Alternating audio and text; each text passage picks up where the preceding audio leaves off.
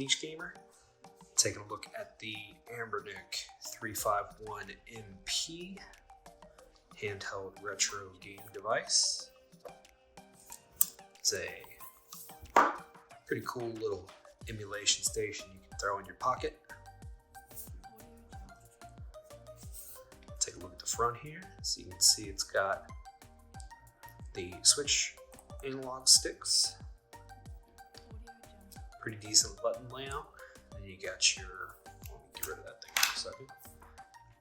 You got your L1, L2 buttons, your R1, R2 buttons, and then you have your OTG button or OTG wireless port, which is your USB-C. You have a 3.5mm jack, and then you have your DC charging port, which is also USB-C. On the bottom, you have your TF1, your TF2, and your reset. Did a little bit better. All right. So as you can see, there are dual speakers. There are dual memory card slots. What this does is this allows you to set up a smaller card to run the actual hardware, or the software, and then you can use the bigger slot to run or for storage. Right off the bat, the two things this device is missing is it does not have a touchscreen, which is kind of a disappointment. Yeah, it's not a super expensive device, but almost everything in this size and price point has a touchscreen.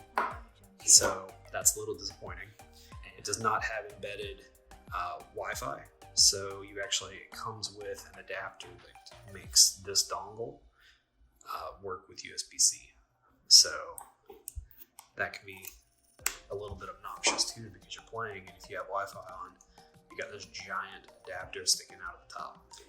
But here we go, we're gonna turn it on. And this is what the stock firmware that comes on this looks like. All right, so now that we're in the system here, we can kind of look through and see different systems that are on here. This is, again, what comes stock with the 80 gig version. So as you can see, it's got a couple different things for each system. There is not a plethora of games on here by any means, but there are a decent assortment of things on here. So let's run Gigawing, since there's a Capcom collection coming.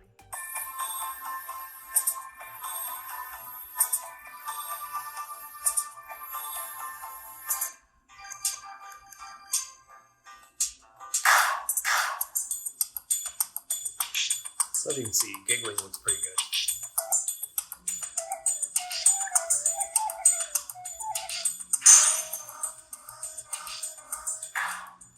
And the sound on this thing is not terrible for given, it's two little speakers. It sounds pretty alright. As you can see, we can use the shortcuts there to quit out. So this is a decent front end. I can't really say it's my favorite. Unfortunately, I don't know if this is a production issue, like a quality assurance issue or what, but this device, mine for some reason, is unable to run any form of the ArcOS operating system. I have no idea why, but it refuses. This card has AmberELEC, which is 351ELEC. This is their newest beta version. So I've been playing with this for the last couple of days, trying to decide what I like better versus the stock firmware versus, being able to put my own thing on here. And I think I actually prefer AmberELEC only because it's a little bit faster and not quite as clunky when you go in to do things. So for example, if I go in here and I load Valkyrie Profile, this a PlayStation 1 game, I load this guy up and it takes a second to load here.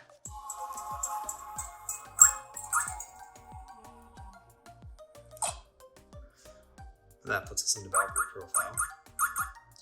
And what I like about this one is you can simply just hit start and select, and you can hit it twice, and that'll exit you all the way out of everything and go right back to the main menus. and that's considerably more convenient than what the stock firmware uses, where I have to go double click and go into the thing, exit the game, go back out, then exit all the way back out at RetroArch, and then get back to the main menu.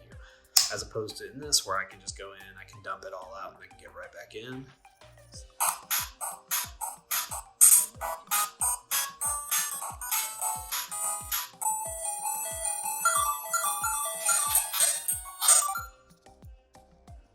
So we can just jump in, jump out, have no problem.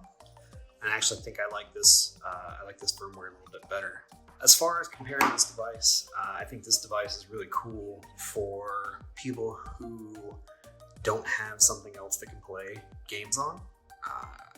If you have a PlayStation Vita or PSP or even a Switch or a Steam Deck or anything like that, I don't know that this device is really going to be necessarily up your alley. It's not horribly expensive. I think it's about $180. It's not as good as other things in its price range. It's a cool little device for sure, and if you want to play anything that's from the regular PlayStation era or less, this thing will 100% handle it, and it'll do a really, really good job of emulating just about anything that's a little bit older.